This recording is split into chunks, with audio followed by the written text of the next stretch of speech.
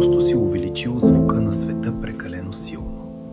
Мислиш, че вярата ти е изчезнала, защото вече не чувстваш нищо.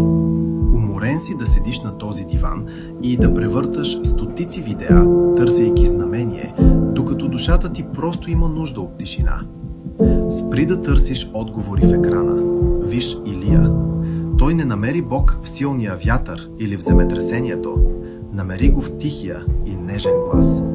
Неговата истинска сила дойде, когато спря да бяга и просто започна да слуша. Твоята празнота днес не е липса на Бог. Тя е покана да оставиш телефона на страна. Христос е тук, в стаята ти, точно до теб. Неговата жертва ти даде постоянен достъп до Него, без нужда от алгоритми и лайкове. Цялото небе е на твоя страна, дори когато не чуваш нищо. Ти не си сам. Просто остави телефона и го чуй в тишината.